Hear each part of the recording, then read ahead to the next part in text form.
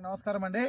నమస్కారం అన్న. నమస్కారం. ఏం పేరన్నా మీ పేరు? బసవరాజ్. బసవరాజ్. ఏ ఊరు మీది? చిరుతాపల్లి మండలము కౌతల మండలం. అవతలం. ఏమన్నా విత్తనాలు ఇవి?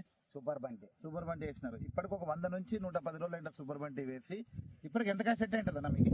30 నుంచి 40-45 దాకా ఉన్నాయి. కింద నుంచి కూడా కాయ సెట్ అయిందన్న? కింద నుంచి కూడా కాయ సెట్ అయింది. పై వరకు కూడా కాయ సెట్ అయిందన్న? అవునా. మీరు ఈ లాక్ తుంచేసినారు కదా, ఈ లాక్ తుంచడం వల్ల ఏమైనా ఉపయోగం ఉందా? సైడ్ బ్రాంచెస్ చేస్తాను. సైడ్ బ్రాంచెస్ వస్తాయి ఇక్కడికే. ఇప్పుడు ఈ సైడ్ బ్రాంచెస్ ఇక్కడికి ఒక 10 నుంచి 12 కాయలు సెట్ అయినాయి మీకు. అవునా. కాయ మొత్తం అంతా ఇదే విధంగానే సెట్ అయిందన్న కాయ?